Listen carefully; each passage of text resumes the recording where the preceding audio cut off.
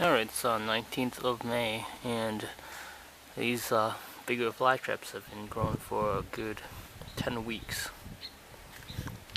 As you can see, they're actually catching a lot of their own food, but one thing I've actually noticed about these guys after growing a while is you got the summer traps, which are the ones that have the really long skinny stems, and then you have the winter traps, or the ones that are more dormant.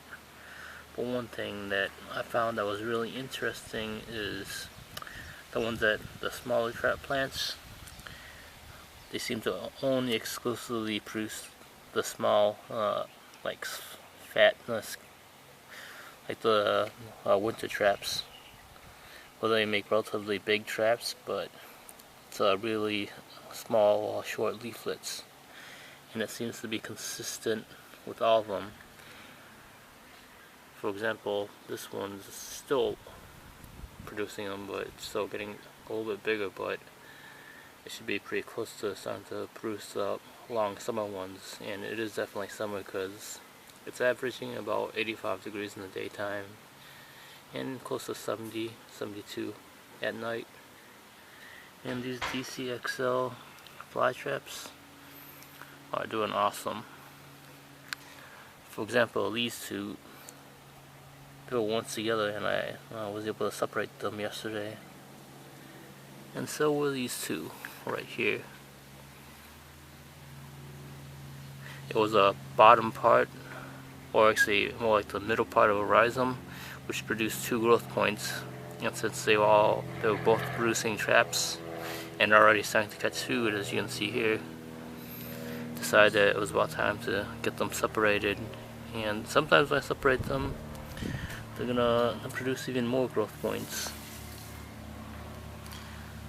This one had a flower stalk, and since it was done flowering, I decided to take it off and put it in the soil to see if it'll produce some more plants, but this spot should be filled up pretty quickly. And I also sprouted some pitcher plants, sarracenias, in here as well, and they're coming out pretty quickly.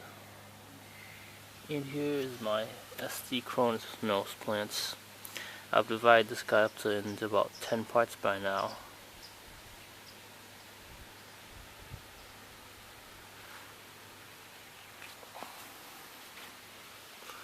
See some of the leaf foliings.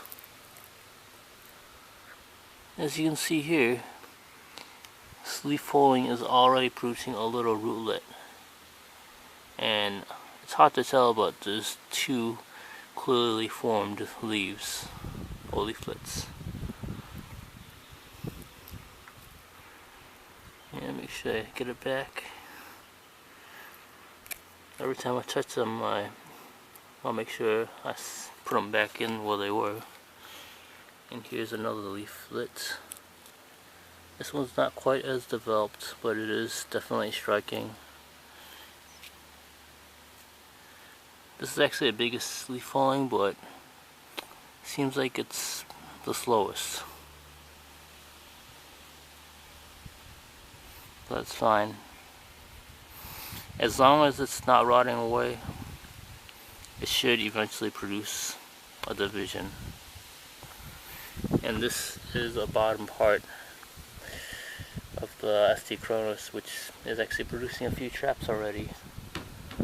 And this is finally a lot of some pretty good signs. And I actually divided this guy up even more because these also had growth points on them. As you can see, it's hard to tell here, but yep, that little green dot, that's a growth point. So that's gonna produce some traps just like this in maybe another week or 2. And this is the other part.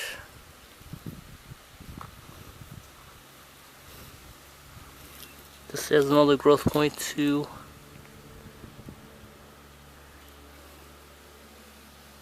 As you can see right there, that little green speck, and has a little root as well. So I also divided this guy out. And I have these rocks here to make sure birds don't get digging in them again. because it nearly killed, or may have already killed, one of my rising pieces right here. Because this one was actually doing really well until it was uprooted and it was in the sun for several hours. And this is the top part, and I actually separated it off the strike because it was already growing its own roots, and this bottom part can most likely produce more strikes in another 2 weeks or so, and I can get even more plants. And in this pot I've actually grown some Nepenthes seedlings, and I'm actually starting to see some of these guys start coming up. Hopefully they're not weeds, but I really doubt it. It looks like these are legitimate seedlings coming up. I can tell in a couple of weeks. But another thing is, with these plants, since they're so tiny, sometimes it's really hard for them to catch their own food, so I use these bloodworms to try to feed them and get them a little bit more nutrition. And all I do is use a little stick, just put a little bit on, and find a trap.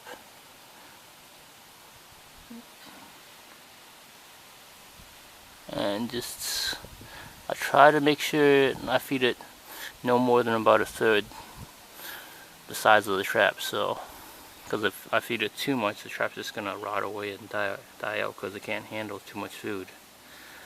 But with these little traps, since a lot of them are too small to catch their own food, I supplement them with a little bit of the freeze-dried bloodworms, and it seems to have pretty good results for me.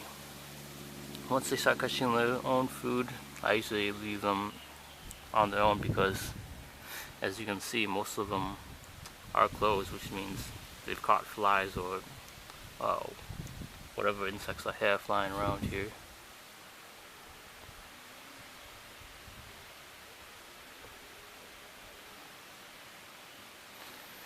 Well, my dcxl is already doing awesome. Give it another 4 or 5 weeks and this SD Kronos should be right about the same spot. It's been really hot, so my sundew, or king sundew, or Drosera regia, is actually struggling.